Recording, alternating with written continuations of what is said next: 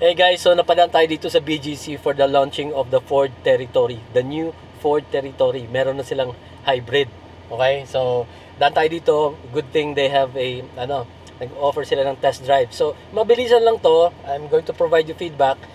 Impressions lang. Okay? Hindi talaga siya sobrang test drive like we would, normally do. Okay? So, let's go.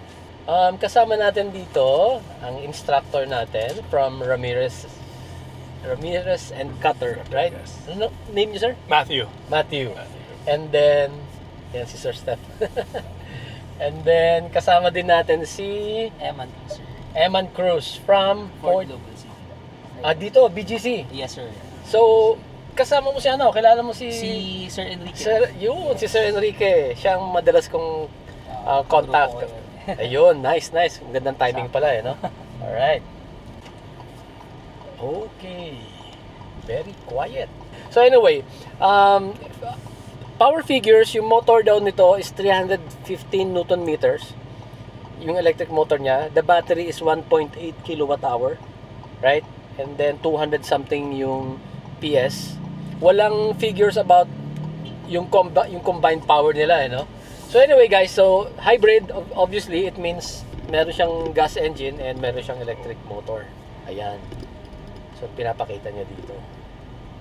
Hey guys, we want to thank you sincerely for your support. Just recently, our YouTube channel reached more than 30,000 subscribers and our Facebook page reached 8,000 followers. But you know what? YouTube and Meta Analytics are telling us that 90% of our viewers are not subscribers or followers. So, kung hindi pa kayo nagsusubscribe, hindi pa kayo nagpa-follow, subscribe naman kayo dyan. Follow naman kayo dyan. Mabilis lang naman. Thank you. So, yung basic, yung pinaka-architecture nitong sasakyan, it's still the same, right? Kasi, I remember, nag-test drive tayo ng Ford Territory. I can still remember, it's about the same. Maluwag, very spacious yung interior. Even yung legroom nilang dalawa dyan, ang luwag-luwag. About the same as the Sea Lion 6, no? Or a little bit bigger pa. Right? Pero iniba talaga nila yung itsura sa labas, no? Yung front. In terms of driving, very quiet. Kasi hybrid na nga, no? So, right now, paano natin malaman, sir, kung umaandar yung ice? Yan, so na yung patay lahat. So, right now, patay lahat. Okay. So, naka-battery lang tayo. Yes. Okay. So, it's very quiet. Maganda yung aircon. Meron ka ditong wireless charging pad. Dial for your electronic transmission. Ano yun? May nag-red. Okay. Electronic parking brake. Auto hold. The usual. And, diretso tayo, sir. Yep, straight. Then turn left sa dulo, sir. Okay. So right now, are we on full EV? Right now, full EV, sir. Full EV, nice. Maganda yung feel ng suspension. Cabin is very quiet. Typical Ford. Gustong-gusto kong NVH lagi ng Ford. Tahimik. Okay, let's go. Wow, ganda na acceleration. Responsive, sir. Responsive, maganda rin yung brake. Then turn right, the next stoplight. Consistent yung pressure, hindi spongy. Alright, turn right tayo dito. Gusto kong, inaabangan ko yung pag-andar ng engine niya eh. Ayan, sir. Yeah. Yan, naka-engine na yan? Yes, charging the battery. Pero mamaya, when you give it more power, there's be orange lines going straight to the tire. So, meaning engine and the electric motor. So ano to, sir? So, nagsiseries and parallel din siya? Yes, sir. So, when we say, for our viewers lang, when we say series kasi, parang charge lang niya yung battery. Pag sinabi namang parallel, direct to the wheels, pinopropel niya yung car. So, pareho siya. Same functionality ng DMI ng BYD. So, at this point, umaandar na daw yung tawag dito, umaandar na yung engine. And it's very quiet. Tahimik, umaandar na nga yung engine. Maganda rin naman ang steering, hindi ko na kailangan i-emphasize yan.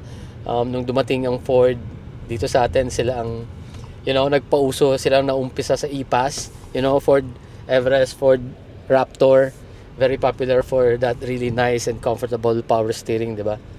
So, also with the Ford Territory. The steering, we have options also. So standard, comfort, and sport. Yeah, so merong 3 options. Ako, Bago, sir. yan yung, bago yan, okay. Yung previous Territory, walang Wala siyang- steady lang. Yes. Yes, okay. So ngayon, sir, meron na siya tayong option for that. Nice, okay. You turn right. And binago nyo na rin yung route ng pag-test drive. Dito, ito mas maganda to ngayon, mas malayo-layo. Before dun lang umiikot eh. Naka-EV mode tayo ngayon, sir. Yeah. So meron tong switch ng EV and HEV, wala naman. Wala, sir. Wala. So wala siyang full EV mode. Kasi doesn't make sense din kasi 1.8 lang naman yung battery niya, di ba? Combination kasi, sir. So nilalaro na lang niya kung kailan siya mag-switch to full EV, depende siguro sa state of charge. Yes, sir. And every time, sir, nag-slow down kayo, that's the time na tawag natin doon is regenerate. So nagre-regenerative Yes. braking din siya. Regenerative braking, Okay. yes. Alright. Ano ang nito? Estimated range ng isang full fuel tank. Sir, yung sa nito pala, sa regenerative braking, wala siyang wala siyang required speed. So Mhm. every time na nagbe-brake ka or mag-slow down, so that's the time na charge niya. Mag-charge siya. So gagana yung engine to charge the high voltage battery. Yes. Yeah. Pero I mean, ano yung estimated na Fuel consumption. yung fuel consumption niya or yung distance na kaya niya with the full tank? Right now, sir, kasi wala pa daw Wala. based to dun sa sir sa mga natin wala pang exact figures, pero city driving, so kanina as they mentioned, range siya ng mga 10 to 11 hanggang 12. Okay. Pero it depends on the driving habit. Pag highway naman, sir, nag-range siya ng mga 12 to 14 yan. 12, 14. It makes sense. Tama lang. 10 to 12 sa city, medyo maniniwala ako. 14 baka highway, baka a little bit more pa eh. Yes, sir, yes. Pwede. Lalo na kasi, syempre, may assistance siya ng na electric motor. Yes, tsaka may regen. So, depende rin kasi sa terrain kung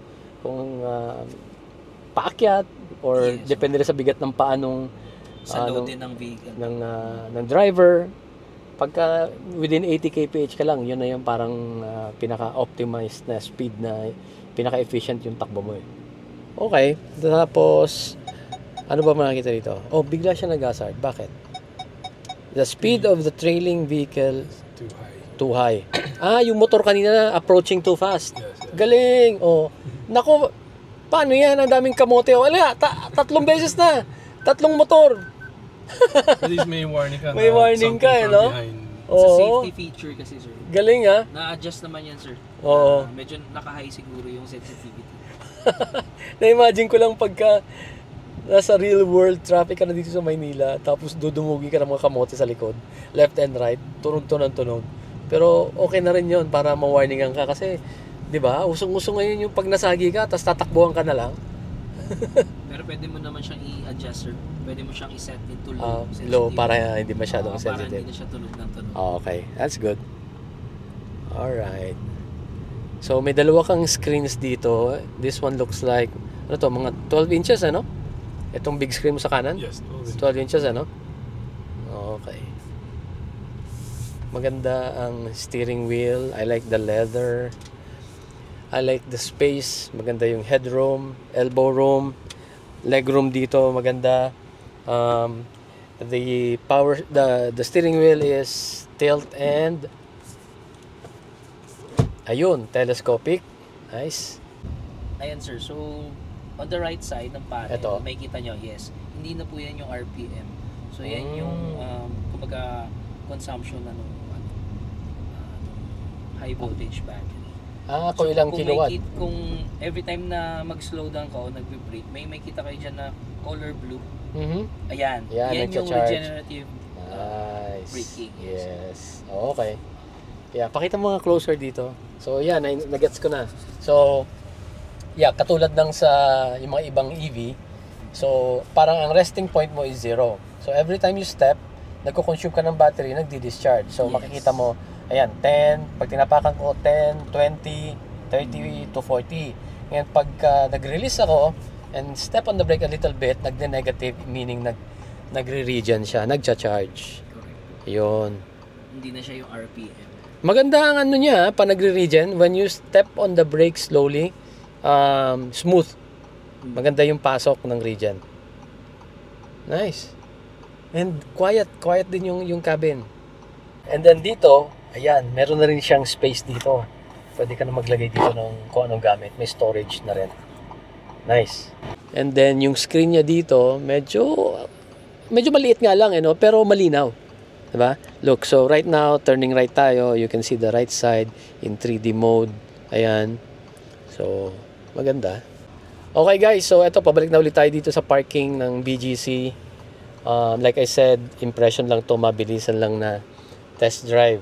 So far, maganda ang experience. I'm not surprised.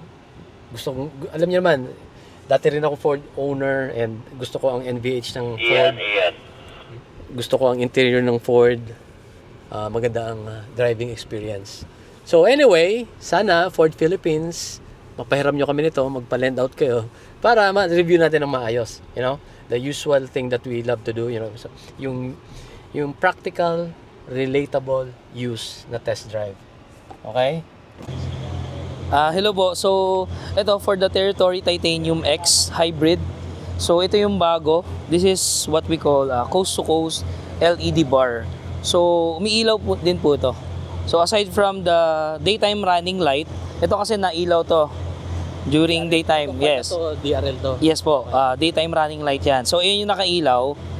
So, pag gabi, pag inon nyo na yung headlight, iilaw na rin po ito.